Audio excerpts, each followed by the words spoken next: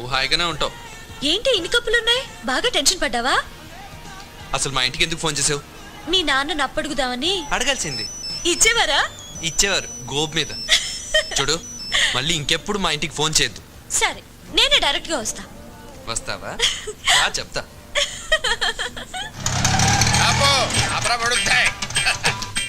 ఎంత అయిందో? మీటర్ మీద ఏదైనా వేసాం సార్.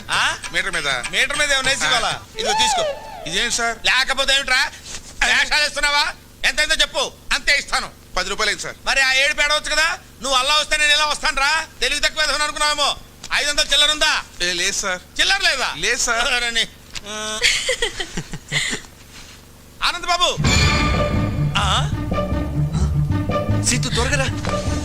అమ్మ, మీ నాన్న నిన్ను శ్రీరామచంద్రుడు అనుకుంటుంటే నువ్వు ఇక్కడ శ్రీకృష్ణ లీల ప్రదర్శిస్తున్నావా? వస్తున్నాను. నువ్వు ఇక్కడే ఉండు. అలాగే. ఆనంద్ బాబు, ఆనంద్ బాబు.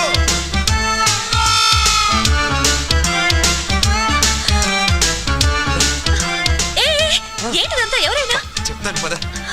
ఆయన శాస్త్రి గారని మా నాన్నకి బాగా పరిచయం.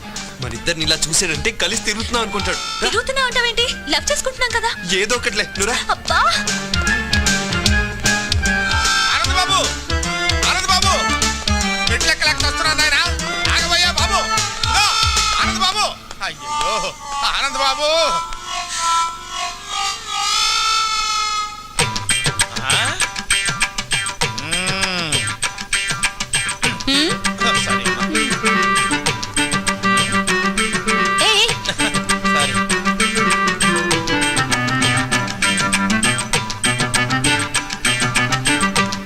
బాబు, ఏం లేదు, ఇక్కడ ఏం చేస్తున్నారా అని.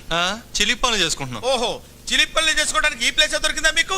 మీ ఇంటికి రమ్మంటారా? క్యారీ ఆనంద్ బాబు, ఇది బట్టల కొట్ట, చిలిపి పనులు చేసుకునే సెంటరా? వద్దు పెడితే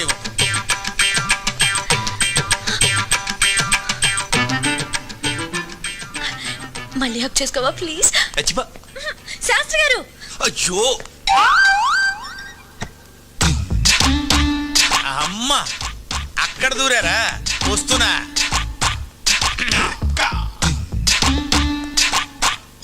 లోపల ఎవరన్నా ఉన్నారా అండి?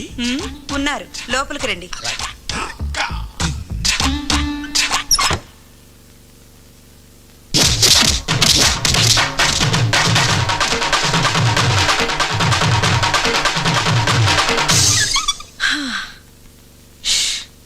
అబ్బబ్బబ్బా,